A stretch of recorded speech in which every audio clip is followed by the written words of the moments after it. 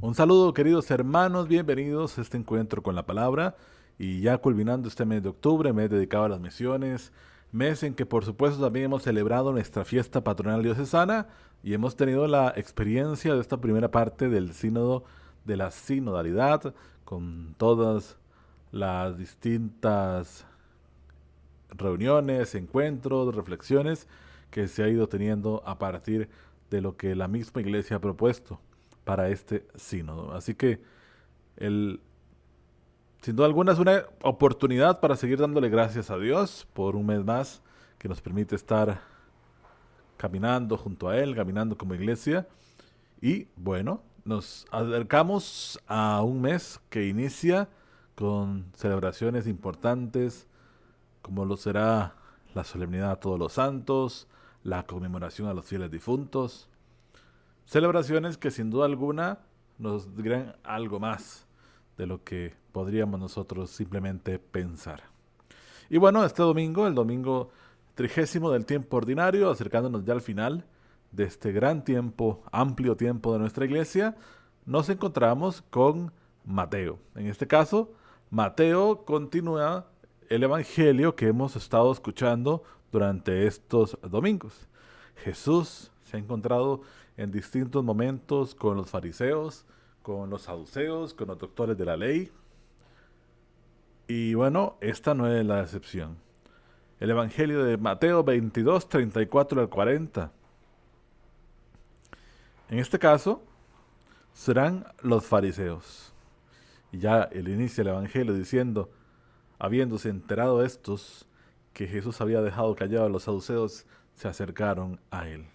Y bueno, ya más adelante vamos a entrar en nuestra reflexión de la palabra. ¿Qué les parece si iniciamos con un canto, por supuesto, que nos invite al encuentro, a preparar el corazón para escuchar su palabra? Escuchamos su palabra, por supuesto, y ya volvemos en...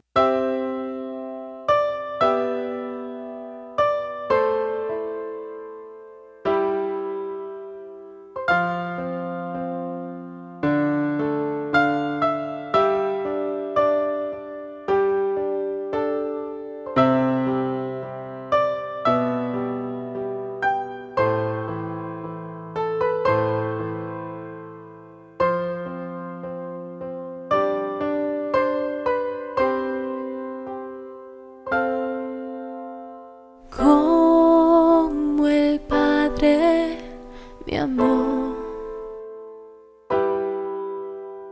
yo os he amado. Permaneced en mi amor, permaneced en mi amor.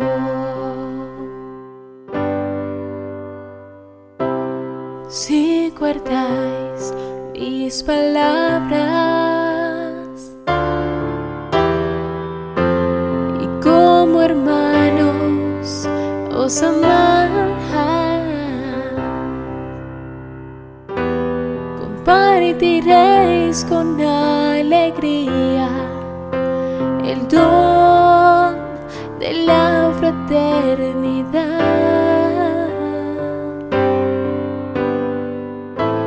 Si os ponéis en camino, sirviendo siempre a la verdad, frutos daréis en abundancia. Mi amor se manifestará.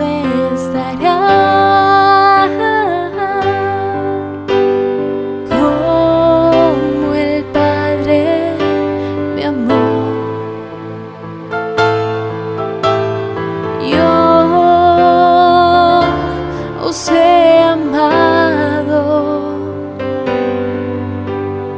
Permaneced en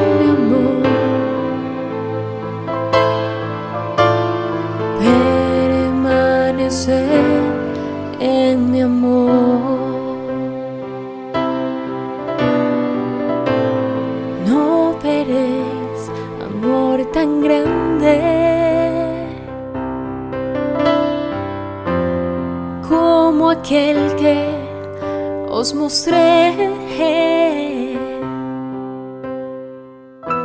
Yo doy la vida por vosotros, amad como yo os amé. Si hacéis lo que os mando y os queréis de corazón, compartiréis mi pleno gozo de amar como Él me amó. Como el Padre me amó, Él me amó. Yo os he amado. Permaneced en mi amor. Permaneced en mi amor. Como el Padre me amó, yo os he amado. Permaneced en mi amor. Permaneced en mi amor. Permaneced en mi amor.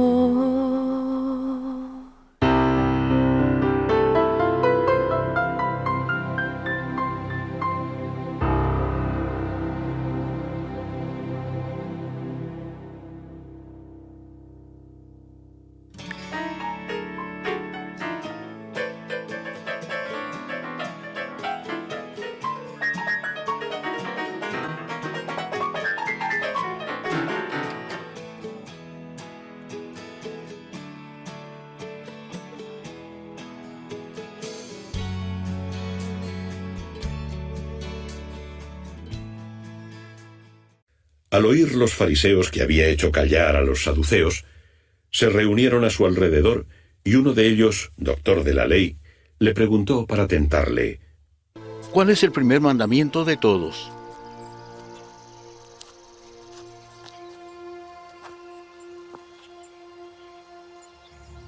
Oye, Israel, el Señor nuestro Dios uno es. Amarás al Señor tu Dios con todo tu corazón, y con toda tu alma, y con toda tu mente, y con todas tus fuerzas. Este es el principal mandamiento, y el segundo es semejante a este: amarás a tu prójimo como a ti mismo. De estos dos mandamientos depende toda la ley y los profetas. Y bueno, queridos amigos, nos encontramos de nuevo ya presentes con cada uno de ustedes. Y vamos a entrar a la reflexión que queremos hacer de esta palabra de Dios de este domingo. Lo primero es que tenemos que entender el contexto. La ley de Jerusalén, 613 normas, preceptos, reglas, como ustedes quieran llamarlos.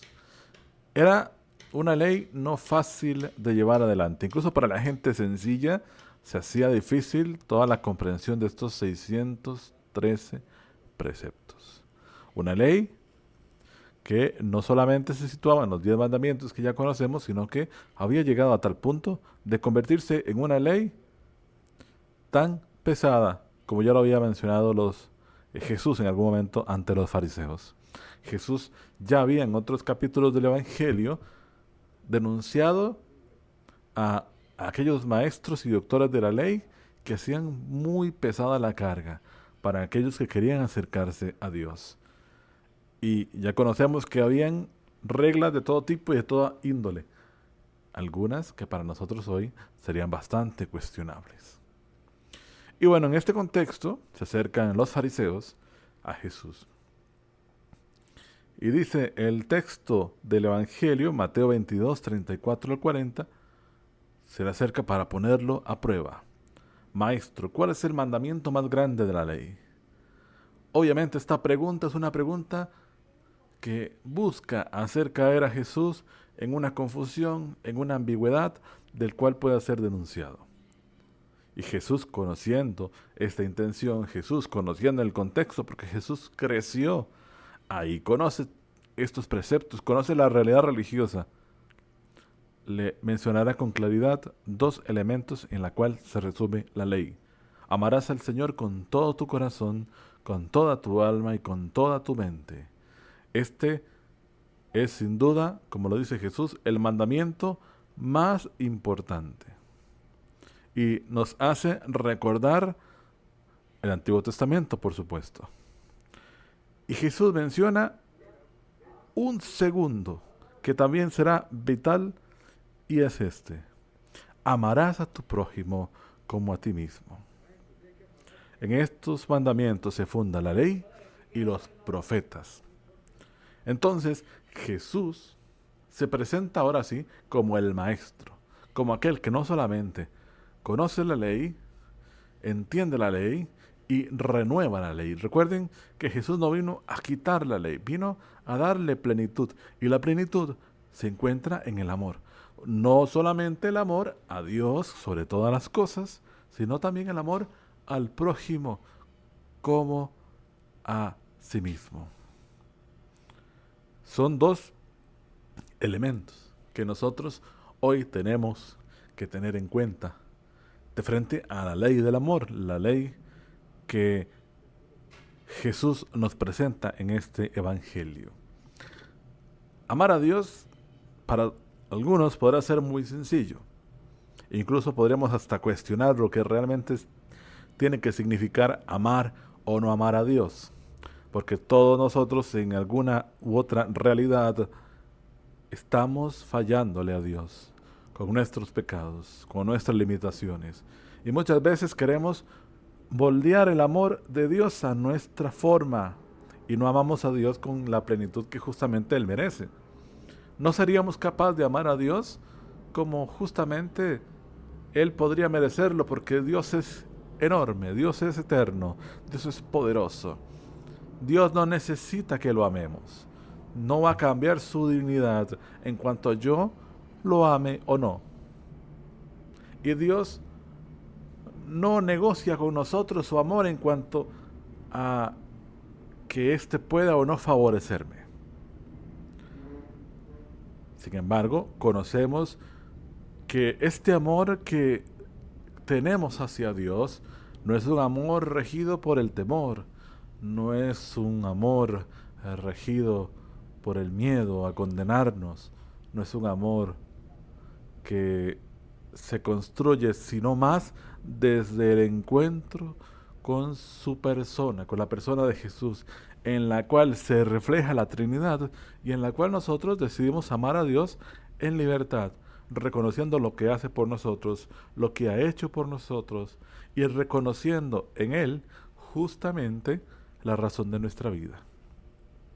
Entonces no es un amor motivado por cosas externas o por el temor a terminar condenarme en el infierno. Y ya lo dijimos, Dios no necesita que lo amemos. Eso no va a cambiar nada de su ser divino. Sin embargo, tenemos que reconocer que Dios, y ya lo ha dicho el Papa Francisco muchas veces, Dios es el primero que ha salido al encuentro del ser humano para manifestarnos su amor. Dios ha sido el primero que ha querido dejarle en claro al ser humano cuánto nos ama, cuán amor nos tiene, que ha dado incluso a su Hijo único para que el mundo se salve. Entonces, en esta relación tenemos primero que situarnos en lo que es amar a Dios, ya lo dijimos, y en lo que Dios nos ama, y en lo que Dios nos ama. Y Jesús, claramente en esta segunda parte, nos habla del amor al prójimo, pero amarlo como a nosotros mismos. Un amor que no puede ser condicionante, un amor que no puede ser interesado, un amor que no puede ser corrupto. El amor al prójimo como si fuera nosotros mismos. Es la dinámica del amor sin medida, del amor al extremo, del amor realmente purificado de tantas realidades para hacernos plenos y poder amar como Jesús nos ama a nosotros. Hoy podríamos ser que estemos viviendo experiencias de espiritualidad donde amamos a Dios, pero esta doble realidad no la vivimos exactamente. Podría ser que nuestra fe espiritualizada, intimizada en la persona de Jesús, en Dios, esté hoy lejos de la realidad de acercarme al hermano necesitado, al hermano que sufre, al hermano que está a mi lado. Y eso causa mucho daño dentro de la iglesia. Cuando hay personas que, recordando aquella parábola del buen samaritano, pasan de largo, son indiferentes a la realidad de la persona que sufre, o bien personas muy espirituales, muy cercanas a la iglesia, pero con grandes problemas en las relaciones humanas, en la convivencia, personas difíciles, personas soberbias, personas que realmente no hacen eco de esa relación y de esa experiencia de Dios. Y definitivamente cuando entramos en esta espiritualidad dualista, causamos mucho daño, porque entonces se pone en cuestionamiento lo que realmente significa ser cristiano, lo que realmente significa tener fe. Y sin duda alguna, si nos situamos en este evangelio, tenemos que entender que las dos realidades van de la mano. Tampoco podemos volvernos una persona de una gran obra social, de un gran afecto por todas las personas, pero sin fe. Porque no pasamos de... Y bueno, tampoco podemos ser una persona de gran convicción social, de amor por los pobres, pero sin ningún tipo de fundamento cristiano. No podemos volvernos, como lo diríamos, un Robin Hood, pero sin la experiencia de Dios. Entonces, ¿cómo estas dos realidades van de la mano? ¿Cómo estas dos realidades? Y bueno, queridos hermanos, sin duda alguna, la experiencia que nos habla el Evangelio y que se nos sitúa hoy para nuestra reflexión, nos tiene que hacer ver a lo que vamos a vivir dentro de unos días también, en la solemnidad de todos los santos. ¿Quién es un santo? Un santo no es una persona mágica, no es una persona con poderes, no es una persona indiferente a nosotros, no es una persona que se encuentra en un estatus celestial distinto, con poderes, con realidades inimaginables. El santo que se construyó en su vida en la tierra es una persona que logró justamente amar a Dios con todo su corazón, vivirlo en intensidad, en plenitud, amarlo con todo lo que significa su ser, pero también amando a todos a su alrededor, siendo un lugar cálido para muchos, siendo un lugar de encuentro para muchos, siendo sencillamente un hermano entre los hombres. Y eso es un santo, queridos hermanos. En lo que dice Jesús, encontramos notas claras de lo que es ser un santo. Por supuesto que amar a Dios sobre todas las cosas y vivirlo en esta experiencia íntima, pero haciéndolo palpable en su realidad, sobre todo con los hermanos. Cuando logramos escuchar testimonios de santidad de diferentes personas, siempre hay algo en común. El santo, en su testimonio de testigos, de personas que incluso vivieron con él, sobre todo los más contemporáneos, encontramos siempre esa calidez, esa fraternidad, esa preocupación por los más necesitados. Y justamente, si lo relacionamos con el Evangelio, es claro lo que es ser santo. Que María, nuestra Madre, estrella de la evangelización, nos acompañe y que interceda por nosotros, que interceda por las almas también de los fieles difuntos, a las cuales también viviremos su conmemoración el próximo 2 de noviembre, y tantos que hemos conocido que ya no están con nosotros, por ellos también oramos en este día. Que Nuestra Señora del Pilar interceda por nosotros, que el Señor nos bendiga. Nos encontramos la próxima semana en un encuentro con la palabra.